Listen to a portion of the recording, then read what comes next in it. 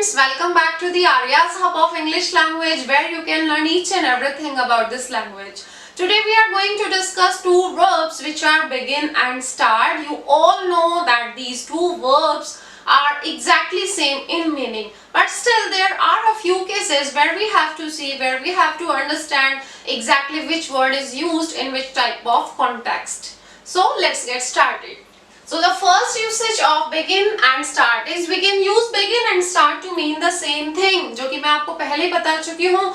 begin और start दोनों same meaning के लिए यूज होंगे, जिसका मतलब है किसी एक्टिविटी को, किसी प्रोसेस को, किसी भी चीज को शुरू करना, स्टार्ट करना. For example, I began or started teaching when I was 20. In this case, you can use both the verbs begin as well as start. कि जब मैं 20 साल की थी मैंने पढ़ाना शुरू कर दिया था, तो दोनों ही verbs यहाँ पर करेक्ट हैं. Begin एक irregular verb है. Begin की second form began and third form begin होती है, और start एक regular verb है, इसलिए start, started, started. ed से आप इसकी सेकेंड और थर्ड फॉर्म बना सकते हैं. ठीक है. Second sentence, if Nancy doesn't come soon, let's begin or start without her. Here also both the verbs you can use. कि अगर नैन्सी टाइम पर नहीं आती है तो हम उसके बिना ही शुरू कर सकते हैं. ओके, तो जैसा कि मैंने आपको बताया है कि स्टार्ट और बिगिन दोनों सेम मीनिंग देंगे, किसी एक्टिविटी को, किसी काम को शुरू करना. ठीक है. We generally prefer begin when we are using more formal style. More formal style. अब यहाँ एक डिफरेंस आ जाता है कि अगर हमारी लैंग्वेज फॉर्मल स्टाइल में है, if we are using formal language, then we have to use begin, not start. तो अब सबसे पहले सवाल ये आता है कि what is formal and what is informal language? What is the difference between formal and informal language? So formal language, when we want to say something very serious texts and documents like official documents, books, reports, news, articles, business letters and official speeches. Whereas informal languages, when we are talking in day-to-day conversation or you are talking about personal letters, जो रोजमर्रा की हमारी language होती है, बातचीत होती है, उसमें हम इनफॉर्मल इंग्लिश यूज करते हैं. ठीक है. तो अगर हमारी लैंग्वेज फॉर्मल स्टाइल में है तो हमें जो प्रेफरेंस देनी है वो बिगिन को देनी है, स्टार्ट को नहीं देनी. फॉर एग्जाम्पल आप कंपेयर करें, It had started to rain before I left for home, and one more example, he began the meeting with a message from the president. So हो सकता है ये कोई रिपोर्ट हो या कोई न्यूज हो, तो इस लाइन को हम क्या मानेंगे कि ये हो सकता है फॉर्मल लैंग्वेज में यूज हुआ हो, कि उसने मीटिंग की शुरुआत की थी प्रेसिडेंट के द्वारा दिए गए एक मैसेज से. तो हमने यहाँ प्रेफरेंस किसको दी है? बिगिन को. बिगिन की सेकेंड फॉर्म है यहाँ पर. और जब मैंने यूं ही किसी से बातचीत करते हुए कहा कि it had started to rain before I left for home, कि मैं घर के लिए निकलता उससे पहले बारिश शुरू हो गई थी, ये एक आम बातचीत की लैंग्वेज है, इसलिए मैंने यहाँ किसको प्रेफरेंस दी है? स्टार्ट को. सेकंड फॉर्म लगी है यहाँ स्टार्ट की. ठीक है. अब कुछ ऐसे भी केसेस हैं, देखिए स्टूडेंट्स, जहां हमें बहुत अच्छे से ध्यान रखना है कि बिगिन वर्ड यूज नहीं होगा, स्टार्ट ही होगा. वो कुछ सिचुएशंस हैं, मैंने यहाँ लिखी हैं. When we are starting a journey, when we are talking about for machines and vehicles, and when we are creating a new business. So let's see one by one. I think we ought to start at 6 when the roads are empty. It means we are talking about starting a journey. तो जब आप किसी यात्रा के बारे में, किसी journey के बारे में बात करते हैं, कहीं से रवाना होने के बारे में बात करते हैं, तो आप यूज करेंगे वहां पे स्टार्ट का, बिगिन का नहीं. ठीक है. कि हमें 6 बजे निकल जाना चाहिए क्योंकि उस टाइम रोड्स कैसी होंगी? खाली होंगी. Start working for machines or you can say for vehicles. जब आप वाहनों की या मशीनरी की बात करोगे तो भी आपको begin वर्ड का यूज नहीं करना है. Start is a preferable word. Okay? The car won't start. Here you cannot say the car won't begin. ठीक है? It seems slightly awkward, है ना, कि गाड़ी चालू नहीं होगी. Press this button to start the printer. तो printer एक मशीन है. Here also we have written the word start, कि आप इस बटन को प्रेस करें प्रिंटर को स्टार्ट करने के लिए, उसको चालू करने के लिए. Creating a new business, if you are talking about starting a new business, here also we would use the word start. She started a new restaurant and it has been going really well. कि उसने एक restaurant start किया था और वो बहुत ही अच्छा चल रहा है. ठीक है, तो ये कुछ बेसिक चीजें थी स्टार्ट और बिगिन के बारे में. इनको अच्छे से देख लें, पढ़ लें और इनका स्क्रीनशॉट ले लें. तो आइए स्टूडेंट्स, हम और कुछ थोड़ी ऐसी चीजें देखते हैं जहां हम ये समझ पाएंगे कि किस तरह के कॉन्टेक्स्ट में हमें कौन सा वर्ड प्रेफर करना है. ठीक है, तो एक टिप है यहाँ पर, आप देखिए, इसे समझिए. और वो टिप है to begin at one point and then move to another in distance और रेंज. जब आप एक ऐसी एक्टिविटी, एक ऐसी प्रोसेस का स्टार्टिंग पॉइंट बता रहे हैं जो आगे भी बढ़ेगा, it will go on, it will move on, और वो आगे बढ़ेगा या तो रेंज में या फिर डिस्टेंस में. इस केस में आप कौन सा वर्ड प्रेफर करेंगे? स्टार्ट वर्ड को प्रेफरेंस देनी है बच्चों यहाँ आपको. ठीक है, for example the run starts और बिगिंस एट द एंट्रेंस. मुझे यहाँ पता लग गया रन कहाँ से स्टार्ट हुई थी, एंट्रेंस से, एंड इट वेंट ऑन, और वो कहाँ तक गई, पार्क तक गई. तो यहाँ पर आप स्टार्टिंग पॉइंट बता रहे हो और वो आगे भी बढ़ रही है, इसलिए वर्ड कौन सा प्रेफर करेंगे? स्टार्ट्स. ठीक है, tell me what exactly happened that night. आप किसी से कोई इंसिडेंट पूछ रहे हैं कि मुझे बताओ एग्जैक्टली उस दिन क्या हुआ था.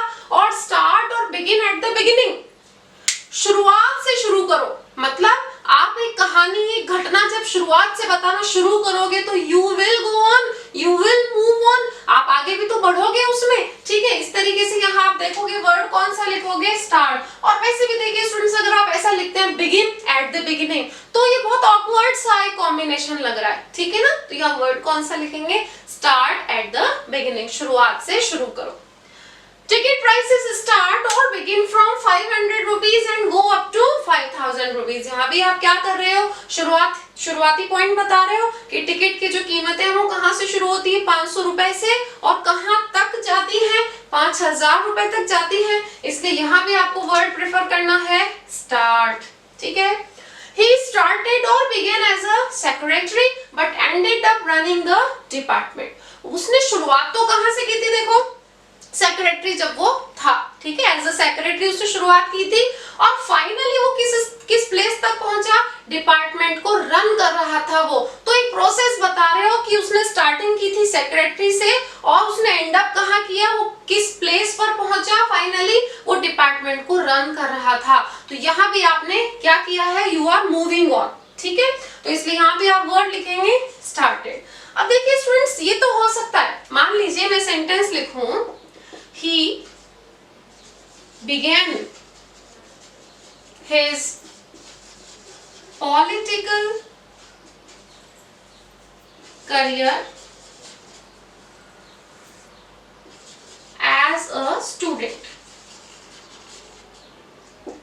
अब ये जो सेंटेंस है, he began his political career as a student, अब आप कहेंगे कि यहाँ पर आपने began क्यों लिख दिया? ये भी तो शुरुआत है. तो बच्चों आप ध्यान से डिफरेंस देखो, यहाँ मैंने क्या कहा है कि then move to another, आप आगे बढ़ रहे हो, you are moving on, distance में या फिर रेंज में. शुरुआती हिस्सा बता के, स्टार्टिंग पॉइंट बता के यू आर मूविंग ऑन. यहाँ मैंने आगे की बात नहीं की, यहाँ मैंने केवल एक ऐसी चीज की शुरुआत की है, एक ऐसी चीज बताई है जो एक स्टार्टिंग पॉइंट बता रहा है, आगे नहीं बढ़ रही हूँ मैं उसमें, I am not moving on, है ना. तो he began his political career as a student. जब वो एक विद्यार्थी था तभी उसने अपनी पॉलिटिकल लाइफ की, पॉलिटिकल करियर की शुरुआत कर दी थी. अब यहाँ पर ये जो वर्ड है ना बिगेन, वो सही है स्टूडेंट्स. ठीक है, दोनों में डिफरेंस समझ में आ गया आपको? यहाँ मैं आगे नहीं बढ़ रही हूँ, यहाँ मैंने स्टार्टिंग पॉइंट बताकर छोड़ दिया है. तो वैसे भी जो इसका मेन मीनिंग है वो तो शुरुआत करना है ही, तो आप स्टार्ट और बिगिन दोनों यूज कर सकते हो इस केस में. ठीक है, इसका स्क्रीनशॉट ले लीजिए. सो स्टूडेंट्स, बिगिन और स्टार्ट से रिलेटेड कुछ ग्रामर रूल्स भी मैं आपको बता दूं. देखिए, हम बात करते हैं इन्फिनिटिव्स और जिरंड्स के बारे में, तो मैं पहले आपको ये क्लियर कर दूं कि इन्फिनिटिव्स और जिरंड्स के लिए हम एक स्पेशल सेशन लेंगे अलग से, जिसमें हम शुरुआत से उसको पढ़ेंगे, बट यहाँ हम पूरा बेसिक से नहीं इसको पढ़ पाएंगे. मैं केवल आपको स्टार्ट और बिगिन से रिलेटेड रूल्स यहाँ बताने वाली हूँ. ठीक है, तो begin and start can be followed by infinitives and gerunds, usually with no important difference in meaning. आप आप बिगिन और स्टार्ट दोनों के बाद में इंफिनिटिव्स और जेरंड्स दोनों फॉलो कर सकते हो और उन दोनों में कोई डिफरेंस नहीं होगा मीनिंग में। तो इंफिनिटिव्स तो कौन सी फॉर्म होती है हमारी, टू प्लस वर्ब की फर्स्ट फॉर्म, और जेरंड्स कौन सी होती हैं, जेरंड होती है वर्ब की फर्स्ट फॉर्म प्लस आईएनजी। ठीक है, इसके लिए हम अलग से एक सेशन लेंगे तब इसे कंटिन्यू करेंगे। तो she began playing or to play guitar when she was 6, जब वो 6 साल की थी तो उसने गिटार बजाना शुरू कर दिया था। यहाँ आपकी इच्छा है, she began playing भी कह सकते हो और she began to play भी कह सकते हो, कोई इंपॉर्टेंट मीनिंग में डिफरेंस नहीं होगा उनमें। ठीक है, he started singing or he started to sing a song but nobody paid attention, यहाँ भी आप चाहे तो जेरंड और चाहे तो इंफिनिटिव फॉलो कर सकते हैं, कोई डिफरेंस नहीं होगा मीनिंग में। ठीक है, बट कहाँ डिफरेंस होगा देखिए, after progressive forms of begin and start.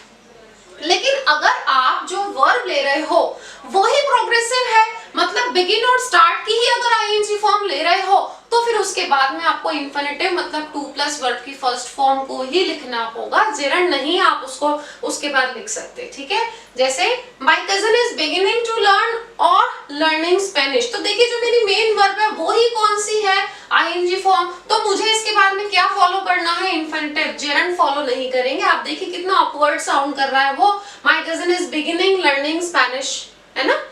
यहाँ भी आप स्टार्ट के आईएनजी फॉर्म यूज कर रहे हो, Maggie is starting to run और running very fast, of course to run यहाँ प्रेफर करोगे, क्यों, क्योंकि हमने स्टार्ट की ही यहाँ पर प्रोग्रेसिव फॉर्म ली है, तो इस रूल को याद रखेंगे। ठीक है, और वैसे भी आपको थोड़ा और क्लियर करने के लिए मैंने 3 वर्ब्स यहाँ लिख दी हैं जिनके साथ में इंफिनिटिव ही यूज होता है।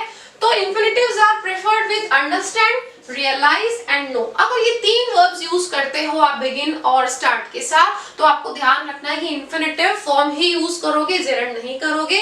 मैं काफी एक लंबी लिस्ट आपको प्रोवाइड करूंगी जब हम जेरंड और इंफिनिटिव का सेशन लेंगे। ठीक है, तो उसकी आप कोई चिंता ना करें। I slowly began to understand how she felt, यहाँ आपने वर्ड लिया है आई स्लोली बिगेन, बिगेन के बाद क्या लिखा आपने, टू अंडरस्टैंड, क्योंकि हमने वर्ड पढ़ लिया कि अंडरस्टैंड जो है उसकी इंफिनिटिव फॉर्म यूज करोगे आप बिगिन और स्टार्ट के बाद में। He started to realize where he had been wrong, उसने ये रियलाइज करना शुरू कर दिया था कि वो कहाँ गलत था। तो आपने यहाँ started के बाद देखो क्या लिखा है, to realize, क्योंकि realize भी उन्हीं में से एक वर्ब है। और फिर है know, he gradually started to know his neighbors, यहाँ भी आपने to की कौन सी फॉर्म यूज की है, इंफिनिटिव। तो इन 3 वर्ब्स को भी आप याद रखोगे। ठीक है, तो बेसिकली ये डिफरेंसेस हैं। और वैसे अगर आप एक समरी लो तो बिगिन और स्टार्ट में कोई खास डिफरेंस नहीं है। एक खास डिफरेंस यही है कि अगर आप फॉर्मल राइटिंग यूज कर रहे हो तो बिगिन को प्रेफरेंस दोगे, स्टार्ट को नहीं। और अगर आप कोई बिजनेस स्टार्ट कर रहे हो, एक जर्नी स्टार्ट कर रहे हो, या आप किसी व्हीकल या मशीन को स्टार्ट करने की बात कर रहे हो तो भी वहां पर आप स्टार्ट लिखोगे, बिगिन नहीं लिखोगे। ठीक है, अगर आप किसी एक्टिविटी का स्टार्टिंग पॉइंट बता रहे हो and it goes on distance और रेंज में अगर वो आगे जाता है तो भी आप किसका यूज कर रहे हो, स्टार्ट का, बिगिन का नहीं। बिगिन का यूज तब कर रहे हो जब आप किसी पर्टिकुलर चीज का स्टार्टिंग पॉइंट तो बता रहे हो लेकिन उसको मूव ऑन नहीं कर रहे हो, ये हम पढ़ चुके हैं। ठीक है, एक बहुत ही खास डिफरेंस और है बच्चों, एक फ्रेजल वर्ब बनती है गेट स्टार्टेड, इसका मतलब भी क्या होता है, टू बिगिन समथिंग। ठीक है, तो आप ये जो फ्रेजल वर्ब है ये स्टार्ट के साथ ही बनेगी, गेट के साथ जो आप यूज करते हो इसको आप बिगिन के साथ नहीं बना सकते। तो गेट स्टार्टेड जो है वो इसी के साथ पॉसिबल है ना। आप कह सकते हैं when can we get started, let's get started. ठीक है, इस तरीके से। तो आई होप आपको ये सेशन पसंद आया होगा, काफी हद तक डिफरेंस भी आप क्रिएट कर पाए होंगे। Students, thank you so much for watching my videos, thank you so much for spreading my videos, thank you so much. मिलते हैं हम अपने नेक्स्ट सेशन में, आप इसका स्क्रीनशॉट ले लीजिए।